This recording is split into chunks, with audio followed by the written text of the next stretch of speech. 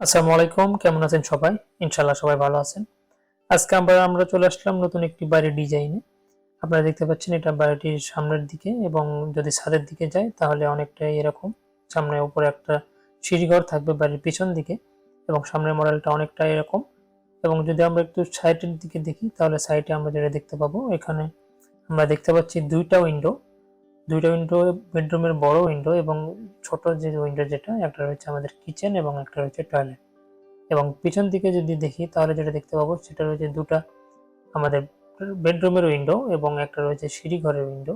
এবং সাইডে যদি দেখি তাহলে আমরা দেখতে পাবো দুটা বেডরুমের উইন্ডো এবং রয়েছে একটা টয়লেটের উইন্ডো। এবং অনেকটা সামনে থেকে দেখতে আমাদের বাড়িটা অনেকটা এরকম।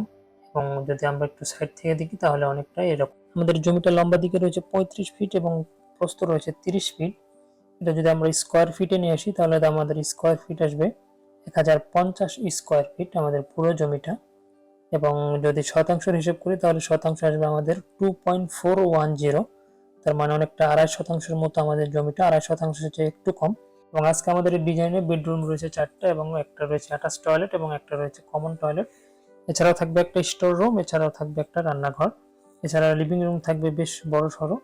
আর কথা না বলে চলুন আমরা আরো বিস্তারিত দেখবো। বিস্তারিত দেখার জন্য আমরা বাড়ির যে উপর থেকে ছাদটা খুলে নিয়ে আমরা বাড়ির ভিতরেরটা দেখবো, তাহলে আমাদের আরেকটু সুবিধা হবে। তো চলুন দেখি। ওকে, তো চলে আসলাম আমরা 3D ভিউতে। তো এখানে যেটা দেখতে পাচ্ছি আমাদের বাড়িটা অনেকটা দেখতে এরকম যা আপনার শুরুর দিকে দেখে ফেলেছেন। সেটা হচ্ছে যে আমাদের সামনের বাড়ির দিকে সুন্দর একটা ডিজাইন করা হয়েছে এদিকে, এবং এদিকে রয়েছে জানালা এবং উপরে রয়েছে আমাদের সিঁড়িঘর, এবং ছাদটা অনেকটা দেখতে এরকম। সো আরো বিস্তারিত জানার জন্য আমরা উপর থেকে ছাদটা খুলে নেবো। ছাদটা খুলে নিয়ে আমরা ভিতরে দেখবো। তো চলুন দেখি। ওকে, তো উপর থেকে আমরা ছাদটা খুলে নিয়েছি। ছাদটা খুলে নেওয়ার পরে যদি আমরা একটু এভাবে দেখি তাহলে যেটা দেখতে পারবো সেটা রয়েছে আমাদের রয়েছে মেইন ডোর দিয়ে ঢোকার পরে আমরা যেখানে থাকবে সেখানে থাকবে হাতের দুই দিকে দুটো বেডরুম থাকবে। তার ভিতরে এই বেডরুমটাকে বলছি আমরা মাস্টার বেডরুম। এটা হচ্ছে আমাদের মাস্টার বেডরুম। এখানে দেখতে পাচ্ছি আমাদের একটা বেড রয়েছে এবং রয়েছে দুইটা উইন্ডো, এবং এর সঙ্গে রয়েছে আমাদের অ্যাটাচ টয়লেট। তারপর যদি এদিকে দেখি তাহলে যেটা দেখতে পাবো বাঁ দিকে রয়েছে আমাদের আরেকটা বেডরুম। এই বেডরুমের মাপটা কত আমরা একটু করে ফ্লোর প্ল্যানে দেখবো। তারপর যদি সামনের দিকে যাই, সামনের দিকে যেটা দেখতে পাবো, সামনের দিকে রয়েছে আমাদের ডাইনিং এবং লিভিং রুম একসঙ্গে। ডাইনিং এবং লিভিং রুম যেটা দেখতে পাচ্ছি হচ্ছে আমাদের এটা হচ্ছে আমাদের ডাইনিং এবং এটা রয়েছে আমাদের লিভিং এর। এখানে সোফার ব্যবস্থা করা হয়েছে, ড্রয়িং রুম বা লিভিং রুম যেটা বলেন, এটা হচ্ছে আমাদের এটা।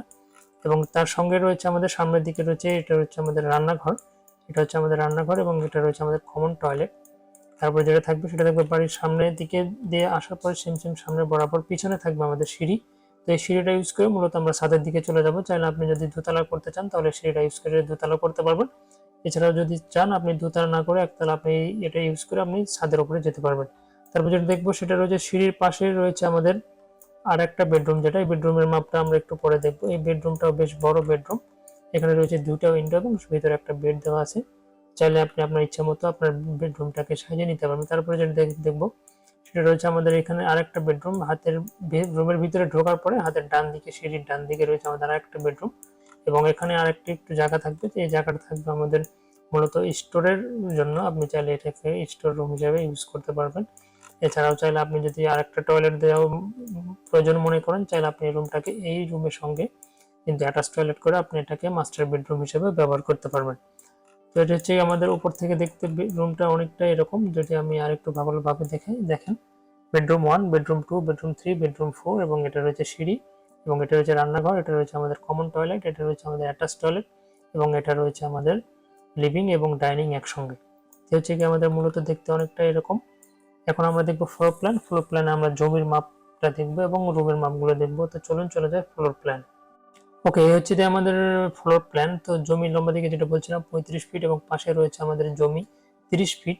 এবং এখানে যেটা দেখতে পাচ্ছেন প্রথমে রয়েছে আমাদের মেইন ডোরটা দিয়েছি আমরা 4 ফিট। এবং এখানে যে ব্লু কালার যেগুলো দেখতে পাচ্ছেন এগুলো মূলত ডোর, এবং এই কালো কালার যেগুলো দেখতে পাচ্ছেন এগুলো মূলত রয়েছে আমাদের জানালা। এবং এই যে ইটের যে কালারগুলো এগুলো রয়েছে আমাদের ওয়াল।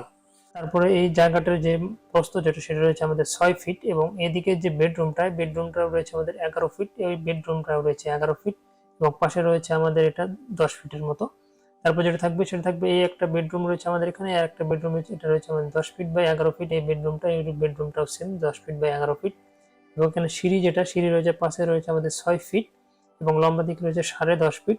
আমাদের এই অ্যাটাচ টয়লেটটা রয়েছে 6 ফিট বাই 5 ফিট এবং এই স্টোর এরিয়াটা রয়েছে আমাদের 5 feet by 6.5 feet, sorry 5 feet by 5.5 feet, এবং এই টয়লেট যেটা রয়েছে 5 ফিট বাই 6.5 ফিট, এবং আমাদের যে কিচেন যেটা সেটা রয়েছে আমাদের 6 ফিট বাই 6.5 ফিট, যেটা আমি কাছ থেকে দেখাই 6 ফিট বাই 6.5 ফিট, এবং ভিতরে যে জায়গাটা এটা রয়েছে আমাদের লম্বা দিকে রয়েছে 16.5 ফিট এবং পাশে রয়েছে আমাদের 12 ফিটের মতো, এবং ভিতরে এই যে জায়গাটা যেটা একটা গলির মতো যে জায়গাটা থাকবে এই জায়গাটা রয়েছে আমাদের 11.5 ফিটের মতো।